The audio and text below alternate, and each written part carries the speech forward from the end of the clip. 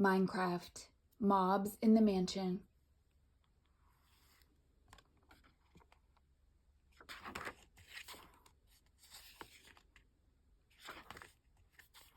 Minecraft.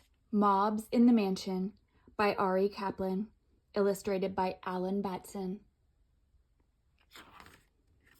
Emmy and Birch were mining deep in the caves. Emmy collected 3 diamonds and put them in her inventory.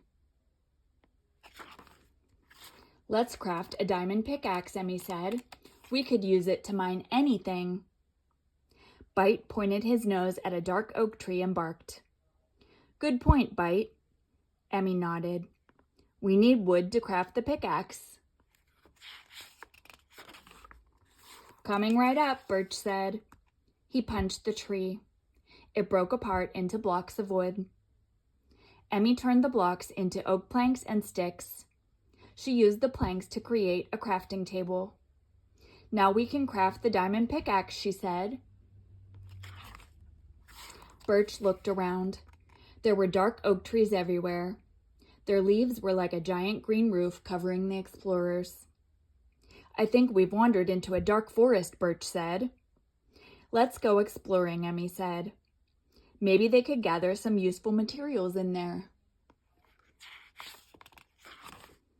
Soon they spotted a strange wooden building. It was a woodland mansion. The massive structure poked through the trees. The building looked scary, but Emmy and Birch couldn't resist stepping inside. On the first floor, the hallways were long and winding. The red carpet on the floor looked so fancy. But on the second floor, they ran into an evoker. The evoker conjured 3 vexes. The little flying mobs wielded iron swords. They flew down the hall at top speed. Emmy swatted at the vexes. Bite chased them. Soon the vexes were defeated, but the evoker was still there. Birch swung the diamond pickaxe. Just then, the evoker summoned a fang attack. A line of fangs came for Emmy, Birch, and Bite. They jumped just in time. "We've got to make a break for it," Emmy decided. "Let's search every inch of this mansion for something that will help us battle that evoker." Birch nodded. The 3 friends fought their way out of the hall and kept going. When they saw a jail cell, Emmy opened the door. There was an allay inside, but there was also a vindicator. The vindicator lunged at Birch with their iron axe. Birch fought bravely, but the pickaxe wasn't as good to use in battle as a sword. He couldn't defeat the illager, so the buddies ran away as fast as they could.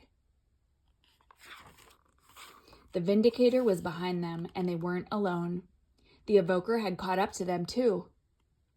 Emmy and Birch needed to escape, but there was a big, wide wall in their way. Birch had a plan.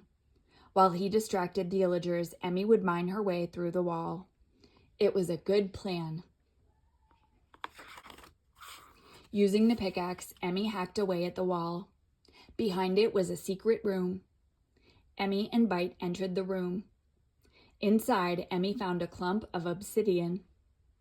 Emmy used the diamond pickaxe to mine the obsidian.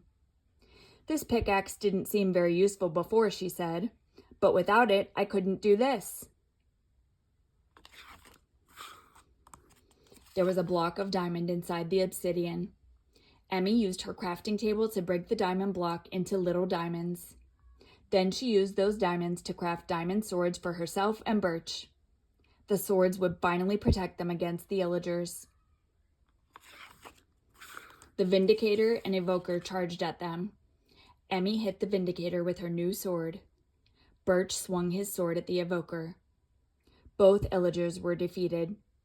As the evoker fell in battle, they dropped a totem of undying.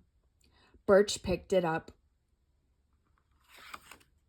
When Emmy, Birch, Bite, and the allay left the woodland mansion, Birch was tired from the battle. Because of that, he wasn't looking where he was going, and he walked off a cliff. Luckily, Birch was holding on to the totem of undying and was unharmed. "Whew!" That was close.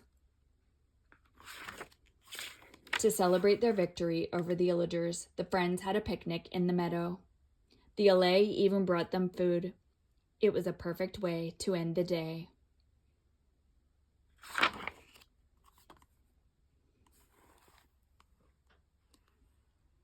The end.